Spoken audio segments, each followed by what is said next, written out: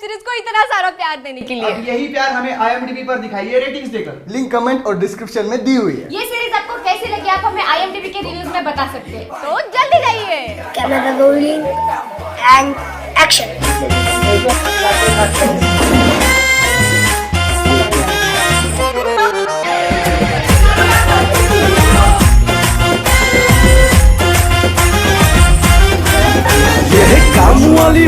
Web series करने का plan हमारा बहुत दिनों से था। एक्चुअली हमको कोई ना कोई वेब सीरीज करना ही था, पर कोई टॉपिक नहीं मिल रहा था अच्छा जिसमें हमको इंटरेस्ट हो, जो हम अच्छी तरह से बता पाए। फिर बाद में ऐसा हुआ, कुछ बहुत सारी स्क्रिप्ट्स वगैरह देखने के बाद, पढ़ने के बाद हमें ऐसा मज़ा नहीं आ रहा था स्क्रिप्ट्स। तो हमने सोचा क्या कर सकते हैं, और ऐसे ही क्लिक हो गया आइडिया कि यार हमारा ही कैरेक्टर है काम वाली बाई, जो कि बहुत फेमस हो चुका है, अभी बहुत ऑडियंस लाइक करते हैं उन्हें, तो क्यों ना उसको ही बड़े फॉर्मेट में लाए। तो वो आइडिया सबको अच्छा लगा, और फिर राइटर्स के साथ डिस्कस करके ऐसा हो गया कि चलो यही वेब सीरीज बनाते हैं और एक अच्छा कंटेंट कुछ लाते हैं काम वाली बाई को लेकर।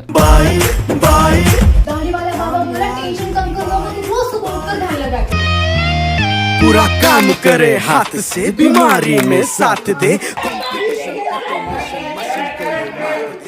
पहले से हमारा जो शॉर्ट ब्रेक चैनल था वो इतना फेमस हो गया था, और वो चैनल पे जो हमारी काम वाली बाई है वो इतनी फेमस हो गई, इसलिए हमारा जो लॉन्ग फॉर्म कंटेंट वाला चैनल है टेक अ ब्रेक, वो चैनल पे हमने जो हमारी काम वाली वेब सीरीज है वो वहाँ पे रिलीज कर दिया हमने। फिर हमारे राइटर्स ने सीरीज लिखना शुरू कर दिया। बेसिक काम वाली बाई का आइडिया आया है काम वाली बाई से। तो ऐसे ही अपर्णा और साइली डिस्कस कर रहे थे, और उनमें से उनके डिस्कशन में से वो मालकिन और काम वाली बाई ये वाला आइडिया आया। फर्स्ट थॉट मेरा था, लेकिन बाद में इनपुट्स ऑब्वियसली सबके थे, साइली के ज़्यादा थे। तो हम साइली और हम ऐसे ही बैठे थे कंटेंट देखते यूट्यूब पे। वहाँ पे एक हमने नॉर्मल वीडियो देखा था जिसमें काम वाली बाई का बस एक कैमियो था। तो ऐसे ही दिमाग में मेरे थॉट आया कि काम वाली बाई रिलेटेड कुछ कर सकते हैं। तो बस ऐसे ही डेवलप होते होते एक शॉर्ट हमारी रेडी हो गई, जो पहली हमारी काम वाली बाई की शॉर्ट थी। फिर हमने डिसाइड किया कि कल इसका शूट लगने वाला है। तो फिर मैं घर गई, फिर मम्मी को बोला कि मुझे एक साड़ी चाहिए जिसके साथ मुझे शूट करना है। तो मम्मी ने मुझे एक साड़ी दे दी, जो साड़ी मम्मी के पास सेम 2 थी। तो फिर मैं लेके आई, पता नहीं था कि वो साड़ी इतनी वायरल हो जाएगी। फिर हमारा लेकिन ये डिसाइडेड था कि एक ही साड़ी हर शॉर्ट्स में पहनने वाली हूँ मैं।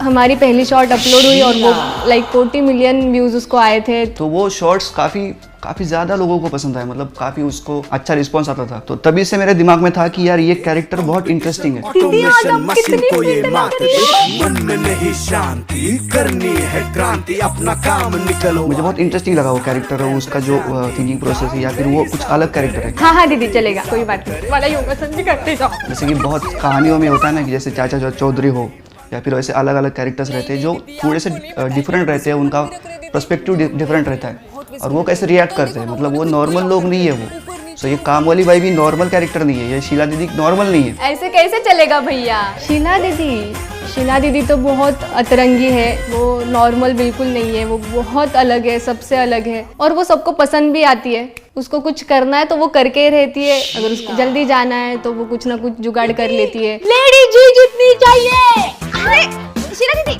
छोड़िए, उसको सैलरी बढ़ा के चाहिए, वो कुछ जुगाड़ कर लेती है। पेमेंट मांगा और उन्होंने दिया ही नहीं, तो बेचारी सुबह से काम करती है। तो वो कैरेक्टर मेरे दिमाग में था पहले से ही बहुत ज़्यादा। और जब हमने गंगूबाई काठियावाड़ी का जब ट्रेलर आया था, तो उसका हमने स्पूफ बनाया था, मतलब हम लोग स्पूफ वगैरह बनाते रहते हैं। तो हमने पहले वो वीडियो किया, और उस वीडियो के दौरान मुझे वेब सीरीज की आइडिया आई। मुझे लगा कि यार इस पर ना ये इतने में नहीं रहेगा, इसका बहुत कुछ हो सकता है, बड़ा यूनिवर्स हो सकता है उसका। मैंने सोचा कि ये पूरे सोसाइटी में क्या क्या करती होगी, उसकी क्या कहानी होगी, उसके कुछ प्रॉब्लम्स होंगे, तो वो कैसे फेस करती होगी। तो वहीं से मुझे ये बहुत दिनों से करना था, तो मैंने लिखना स्टार्ट कर दिया, और ये लगभग 2 महीने तक चला इसका काम। रुद्र बाहर आ जल्दी। अरे दीदी मेरी डेट आने वाली है, मेरा शर्ट अंदर जाकर बैठा है ये पहन। टेक अ ब्रेक चैनल का नाम है, पर हम ब्रेक नहीं लेते हैं। वीडियोस के बीच में एंटरटेनमेंट कंटिन्यू होती रहती है। Side by side weekly videos shoot हो रहे थे, उसमें एक्ट कर रहे थे एक्टर्स लोग, बाकी काम चल रहा था, और इधर राइटिंग का भी काम चल रहा था सीरीज का। फिर जैसे फर्स्ट ड्राफ्ट हुआ, हमने रीडिंग रखा, और बहुत पसंद आया सब लोगों को, कॉन्सेप्ट पसंद आया था। एपिसोड टाइटल असेल प्रत्येक एपिसोडला, तो इस एपिसोड का टाइटल है संडे। कैमरा प्रशांत और साइली के घर के किचन में से प्लान हो रहा है।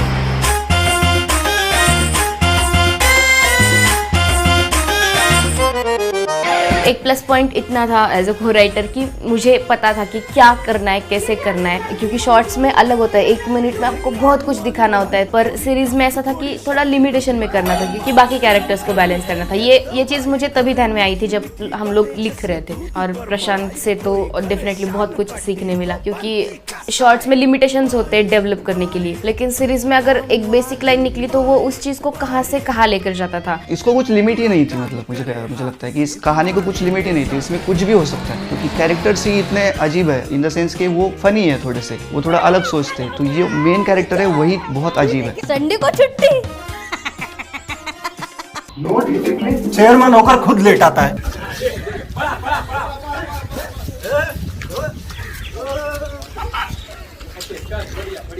एक्चुअली बात यह है कि हमने सिर्फ 3 ही एपिसोड लिखे थे पहले। क्या बात कर रहे हैं? हमने सोचे थे कि 6 लिखना है, पर ऐसा होगा कि चलो लिखते जैसे टाइम मिलेगा आगे लिखते, क्योंकि बहुत ही शॉर्ट नोटिस पे लिखना था प्रशांत को भी। आगे का सिर्फ प्लॉट एक हमको पता था कि ऐसा ऐसा करना है।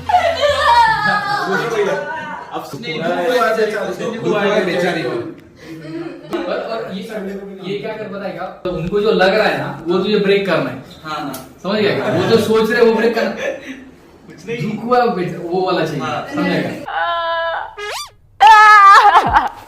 अरे नहीं मैंने वो दुख हुआ है बेचारी को। तो 3 एपिसोड्स लिखकर हो गए थे, उसके बाद में हमने फर्स्ट शेड्यूल लगाया। 7 दिन में बहुत सारा मतलब शूट हो गया और ऑलमोस्ट सभी लोग फर्स्ट टाइम वेब सीरीज कर रहे थे, तो सबके लिए एक नया एक्सपीरियंस था और काफ़ी मज़ा आ रहा था, मतलब बहुत एनर्जी था सेट पर। जैसे होता है ये दोनों तीनों लोग अंदर गिरते हैं और तुम भी सब ऐसे थोड़े ओके। उसके बाद में प्रशांत ऐसा देखता है सबको, सब ऐसे डरे क्योंकि तुमको पता नहीं कि टेररिस्ट है या नहीं, तुमको लग रहा है इसके बाद बम हो सकता है, गन हो सकता है, कुछ भी ऐसा। जैसे वो आगे आएगा सबने स्प्रेड हो जाना वैसे आएगा, ओके। तो अपने अपने फटाक से साइड में स्प्रेड हो जाना है, उसको देखना है डर के, थोड़ा सा हंसो मत, ये कॉमेडी एक्टिंग है, इनको देख के हंसो मत, और बाकी लोग भी करेंगे तो हंसो मत, ठीक है।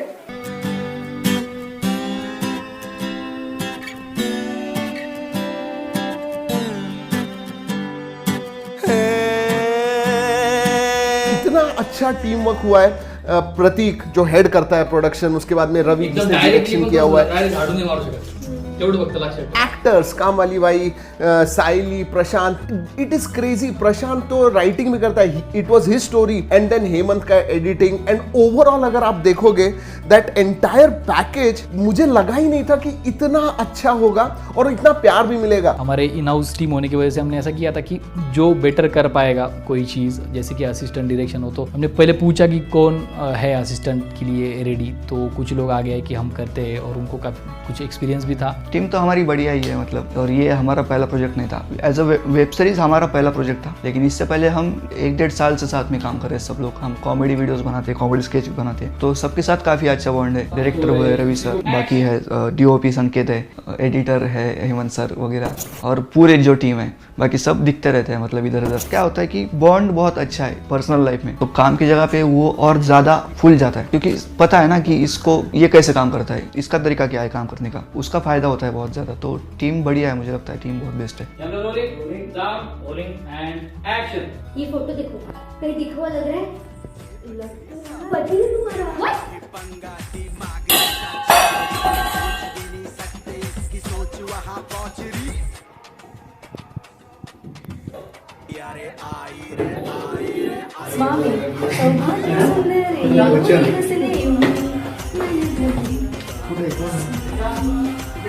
राइटिंग का प्रोसेस जैसे ही खत्म हो गया, उसके बाद हमने स्क्रिप्ट रीडिंग रखा, और स्क्रिप्ट रीडिंग में हम ऑलमोस्ट पूरी टीम को बिठाते, क्योंकि बहुत सारा क्रिएटिव आइडिया सबके पास होता है। तो स्क्रिप्ट रीडिंग हुई, उसके बाद में मैं फिर एक डायरेक्टर ड्राफ्ट के लिए बैठा, और DOP भी करना था, तो ऐसा था कि फिर शॉर्ट डिवीजन, फिर शूट का प्लानिंग, वो भी सब हम 7-8 लोग जो भी है इन हाउस टीम में जो कोर है उनको ही करना था, बहुत सारा प्लानिंग, और कास्टिंग करनी थी हमें। तो कास्टिंग के लिए भी हम ऐसा देख रहे थे कि हमको कंटिन्यू ये स्टोरी फिर शॉर्ट्स में भी करनी थी, इसलिए हमें ऐसा था कि जो भी मेन कैरेक्टर्स वो हमारे इन हाउस ही हो, क्योंकि कभी भी हम बाद में शॉर्ट शूट करेंगे तो हमको कोई इशू ना आए। फिर ऐसा हुआ कि एक कैरेक्टर जो है वो हमें बहुत सही बना था, क्योंकि जो कॉमिक कैरेक्टर हो और वो कैरेक्टर याद रहे लोगों को, तो वो कैरेक्टर हमने बनाया शशांक का, उसको ही बहुत बहुत सारे मल्टीपल रोल्स दिए। हाँ वही है। मेरे लिए इसमें सबसे ज़्यादा डिफिकल्ट था कि मुझे 5 कैरेक्टर्स करने हैं और वो 5 कैरेक्टर्स जो है वो अलग अलग लगे। तो उसमें सबसे पहले ड्रग डीलर था माल,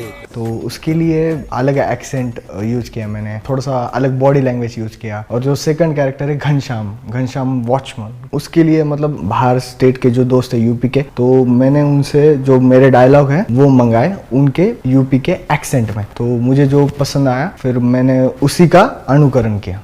आप डरिए मत, हम हूं ना, हम देखता हूं उसे। सैंडी की मम्मी का कैरेक्टर मैंने बहुत देखा है। हम लोग देखते हैं सोसाइटी में कि बहुत मतलब नेबर्स जो थी हमारे पहले से, वैसे वहाँ पे अलग अलग चुलबुली तरह की औरतें बहुत देखी है। तो सैंडी की मम्मी का कैरेक्टर तो वही से आया और मुझे लगता है कि सब लोग रिलेट करते हो क्योंकि सबके कॉन्टेक्ट में कोई ना कोई एक सैंडी की मम्मी है। उसका कुछ हम आइडिया नहीं लगा सकते कि ये अभी क्या बोलेगी। 301 में आप ही नए रहने के लिए आए हो ना? आपका व्हाट्सएप नंबर दीजिए। सैंडी की मम्मी एक कैरेक्टर था कि जो बहुत इंटरेस्टिंग था स्क्रिप्ट में और हमें एक टाइप का इमेजिन हो रहा था वो कैरेक्टर, और बहुत उसके लिए बहुत कास्टिंग किया हमने, पर बहुत दिन तक हमें वो मिला नहीं कास्टिंग। बाद में अपर्णा ने ही बोला कि मेरी एक फ्रेंड है बहुत अच्छा करती है, तो हमने उनसे ऑडिशन मंगवाया और जब ऑडिशन देखा पहली बार में वो ऑलमोस्ट डन ही हो गई थी कि चलो इनको ही करना बुलाना। तू तो बड़ा चढ़ा के सबको बता रही थी ना, और वो ऐसे एक्शन भी करके बता रही थी, मैंने देखा है। ये शीला कह रही थी कि प्रशांत है ना टाइम भी घड़ी भी नहीं देखता।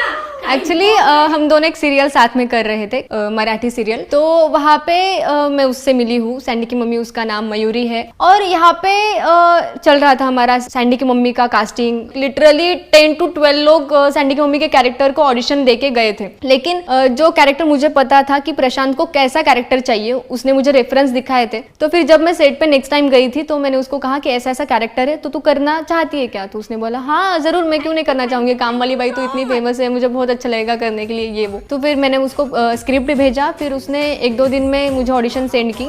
तो मैं जब खुद उसकी ऑडिशन मुझे जब आई थी तब मैं देख रही थी, मुझे बहुत हंसने आ रहा था। उसने खुद के इतने सारे इनपुट्स वो ऑडिशन वीडियो में डाले थे, तो मुझे लगा ही नहीं था कि मैं इनको जब दिखाऊंगी ये लोग रिजेक्ट करेंगे।